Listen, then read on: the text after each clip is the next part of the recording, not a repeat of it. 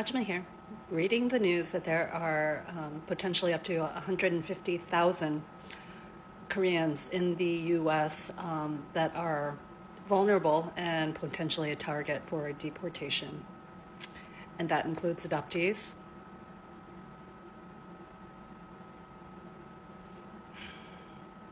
I would very much like off this timeline, but we're going to do what we can to be prepared and to be kind and to not panic. And no matter what, we shall be kind, and we shall try to do our best to do everything that is right with the universe. The arc of justice is very, very long. I have 4 days left till I report to ICE for my deportation.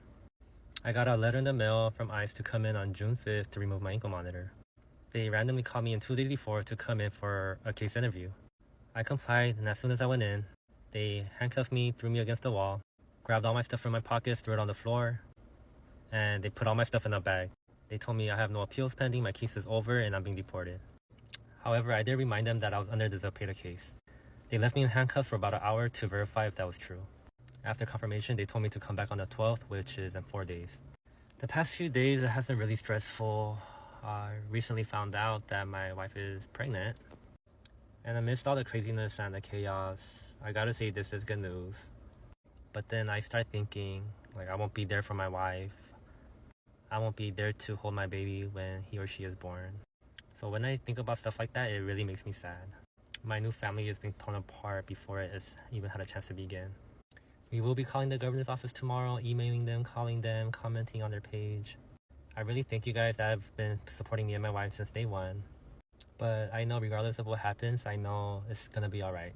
Hey guys, welcome back again to my channel. It's so good to have you. Thank you so much for clicking when you saw this video. So I came across these videos on my FYP of lots of people, actually, especially Asians, right, talking about the deportation already happening in that community and how lots of them have been really quiet about it for a very long time. With all that is happening to the Latin community for a while, we've seen how ICE have raided the Latino community for a very long time now. A lot of them have been separated from their families, taken away from their homes, picked up from their workplaces, even on the streets. Okay, a lot has happened, and we've seen videos of such. And now a lot of Asians are now calling out themselves, like, why are they not talking about what is happening? Why haven't any of them spoken out all this while? And it's just one thing, right? They felt they were, and right now a lot of their people are now calling them out, saying you can never be whitey enough, right? Well, I'm just going to let some of the videos I've gathered for you guys to roll, then I'll come back with the commentary. Do let me know what you all think in the comments. Don't forget to like, subscribe, and do give the video a thumbs up so that more people can see it. Credit to all creators on this video. So let's go ahead, watch, then I'll come back with the commentary. Why are so many Asian Americans so silent right now? That's because they didn't vote. Yes, they didn't vote because they didn't like Kamala from their internal misogyny or internal racism and felt indifferent enough about the orange man so that they thought that a no vote was going to the orange man. So the reason why they're not upset right now is because they voted for this. That's why. And that's not me excusing their behavior. I am a disabled person. I was advocating for Kamala before the election, so I had the chance to talk to a lot of my friends. They're not my friends anymore, but people in my life about how this election was going to affect me and people like me. And if they care about me, why they should vote for Kamala. And they still didn't care. They couldn't care less because at the end of the day, it was all about taxes. Yeah, their tax break. The problem is Asians that have a level of wealth feel this closeness to white people because white people were the only ones that had that level of wealth for so long that they feel like they're getting a chance to be part of the white club, but they're not. And if I could give an insight into maybe why Asians are like this, it's because a lot of our parents and even my generation as a millennial, we have seen our mother countries very impoverished. For me, I'm Korean, so I know South Korea's history. South Korea was fully bankrupt in the 80s and saw their first economic boom in the 2000s. It hasn't been that long, and they're in the top 20 GDP in the world now. That level of wealth growth, normal citizens see that and think, oh my God, if I'm just smart enough and if I invest correctly, I can also get there. And if you look at South Korea, it's an oligarchy. That country is ran by 3 families, and the main one is the Samsung family. And they have so many scandals. They have done some bad stuff, and the country just lets them get away with it. And if you look at the election turnout, it shows that South Koreans are starting to wake up to the state of oh, we're an oligarchy. But Korean Americans, look at the past of Korea, see that you can still succeed, feel like there's a privilege of being in America, utilize the model minority method, and then try to enter the 1%. They think that they could break into the 1%. Wake up. You're not. You're not white enough. You will never be white enough. They will never accept you. And so many people asking Asian creators to speak up about the whole riots in LA and all these deportation things. What is there to say? We support the deportations of illegals. Sir, you look like the immigration issue you're ranting about. So the projection is wild because you look very illegal. Asian people aren't really dependent on, migrant labor. The loss of immigrants has the potential for a full economic collapse because of significant GDP reduction, labor shortages, increased prices, reduced consumer spending and demand, and billions lost in tax revenue. An economic collapse affects everyone. Immigrants make this country thrive. This presidency promised that they would deport illegal immigrants. They're doing that. Why are you crying? You see it like these immigrants are waving the flags of other countries, burning down the flag of the U.S., and then you think Asian people want to support that? No, they want to stay away from that. They don't want to be grouped in with these people. Asian people don't want to focus on the negativity and say what they're really thinking. Deport, right? Deport illegal immigrants. He is the embodiment of the model minority, which was created to pit Asians against other marginalized groups, rewarding obedience, silence, and hard work with crumbs of white approval. And he ate that up. Tap dancing for people who don't even want you here. No matter how hard you try to prove you hate yourself more than they ever could, and try so hard to distance yourself from the very people who fought for the rights that you now leech off of. You can grovel all you want for white validation, but you'll never earn validation from the same people who call you Kung Flu and China virus. Remember that? Kung Flu and China virus? You are not native. So how do you think it is that you were able to come to the United States? You think it was the whites who just kindly handed you an invite into our country out of the kindness of their heart? No, you got here because black and brown people far braver than you bled in the streets. The Immigration and Nationality Act of 1965 made it possible for you to live your American dream as the oppressor's lapdog. You're welcome. The people brave enough to fight out in the streets are the same people keeping you here. That fight going on right now is again a fight that you will benefit from just so that you can parade around like you earned those rights when you have never fought for anything in your weak little existence. Not your people, not your dignity, not even yourself. But be careful, because if they deport all of the people who fight for our rights, you might find yourself in an internment camp, because who's going to fight for you? You don't even fight for yourself. I'm going to take one for the team and just say this. If you're an Asian American who's here legally, whose parents worked their butts off to get out of a country and give yourself the American dream legally. When he says take one for the team, what team is he talking about? Got you a green card, got you a citizenship, got you into that school. So we're talking like Columbia student hunted by ICE, Chung Yun-seo, right? Because she was a legal permanent resident and she was hunted by ICE to be deported. You are here engagement farming for pity points and emotional impact and virtue signaling for anti-ICE or anti-illegal immigrant deportation measures and calling yourself some justice warrior. Shame on you.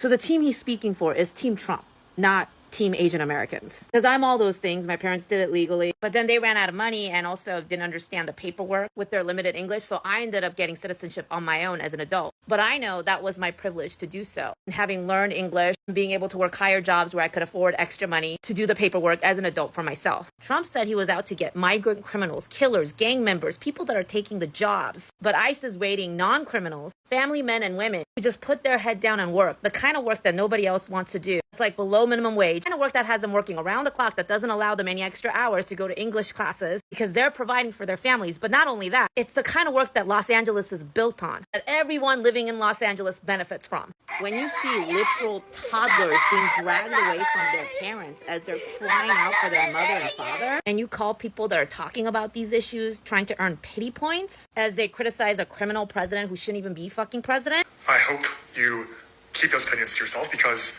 it's embarrassing. That's all it is. I mean, I wish you had taken your own advice, because to be talking like that as this is happening, that is a depraved form of humanity. What Korean church we going to? Not to mention the legal citizens that are getting swept up, catching strays for Trump's mass deportation agenda. Did they send you a plaque that said our model minority? Is it hanging in your wall? You know what? I'm glad you said it. Better to know who you're following, people. I hope that plaque hits you on the head when they tell you you're not enough to be on their team. Asian people in the US are so weird. I feel like most POCs, especially like Black and Hispanic people, tend to like and support their own people more versus Asian people be liking white people more than their own people. And nothing is wrong with that, but I'm just saying it's interesting that many Asian people in the US tend to be that way. And I also feel like within Asian communities, there's always this internal competition of which Asian race is superior. But I wish there are more Asian people that are proud of being Asian and support each others and love themselves, like regardless of which Asian race they are. Because why not? So a lot of people have been asking, where are the Asians in all of this? Where have they been all this while? Okay, why are they not on the street protesting with these people, or even speaking out about the whole, deportation online? Because at the end of the day, they are also immigrants, and they are doing nothing about it. So somebody's asking, where is the outreach? Where is the noise, the solidarity? Because for the most part, it's just quiet, like real quiet. And before anyone jumps in and says, not all Asian Americans, yeah, I know, there are some who have spoken out. There are people in the community doing the work, organizing, protesting, showing up. But overall, the silence has been loud, just too loud. And I have seen some people finally say something, but when they do, it's more like excuses than actual support. I've heard things like, oh, we are just calm people, or we don't want to bring attention to ourselves, or we are law abiding, we just focus on our families. Like, what does that even mean? Being calm isn't an excuse to stay silent while people are being locked up and deported. And being law abiding doesn't mean the law is always right. Let's be real. The law used to say black people were property. The law used to say Chinese people couldn't immigrate. Japanese Americans were put into internment camps by law. So just because something is law doesn't mean it's just, and using we are law abiding as a reason to stay out of it, that's just another way of saying as long as it's not happening to me, it's good. But here's the thing, it could happen to you. It already has. Historically, Asian Americans have been through it. Discrimination, exclusion, internment, being treated like a threat just for, existing. And yet, now that is happening to someone else. Suddenly, a lot of people want to act like it's not their problem.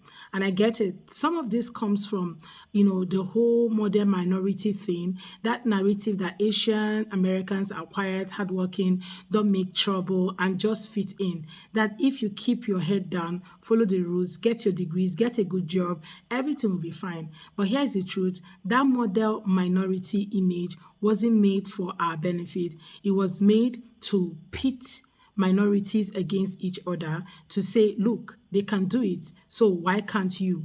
It's a way to shame black and brown communities while giving Asians just enough approval to keep them quiet. So someone else said, and some people bought into it. Some folks really believe that if they act a certain way, speak a certain way, dress a certain way, they will be accepted, that they will be seen as American enough, even white enough. But let me tell you right now, you will never be enough.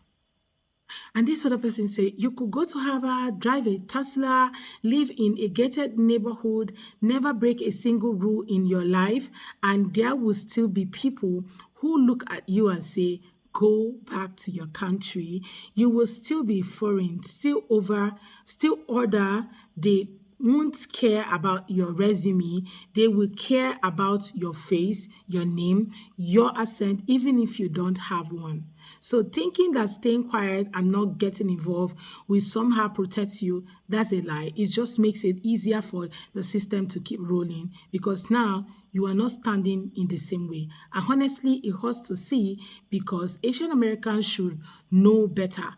We know what it's like to be blamed for stuff we didn't do, to be seen as a threat, to have laws made specifically to keep us out. And yet, when the same thing is happening to Latino community, a lot of us just strong and keep it moving. So a lot of people are just talking in the comment section about how Asians are not really speaking up for the immigrants, okay, like themselves, because somehow they're also minorities. But even though a lot of them still believe that, in quotes, they are not minorities, okay, and forgetting the fact that they are also one, because they came into the country through any means, right? They are immigrants in the country before they actually got maybe citizenship, whatever thing that keeps them in the country to make them Asian Americans, and they end up voting. And to think a lot of them actually voted for this. I think I saw somebody do videos like a lot of them actually voted for this. Why some of them didn't even vote at all? Like one of their creators was talking about it, how a lot of them didn't really vote at all because they just want to be out of these whole issues. But somehow they are also have the right to really speak up for other minorities, like the Latino communities are currently being deported. And that's why you have a lot of them who are actually calling out their own people. Like, why are you guys, why are you not speaking up? Why is everyone quiet? Especially the influencers are just so calm and not saying a word about everything that is happening in the community. Okay, well, I would love to hear what you all have to say about today's video. Let's have that conversation in the comment section. And please consider subscribing to my channel if you have not already. Don't forget to give the video a thumbs up so that more people can see it. I look forward to seeing you all on my next video and my next video. Credit to all creators on this video. Thank you so much, guys, for watching. See you all on my next. Bye, guys.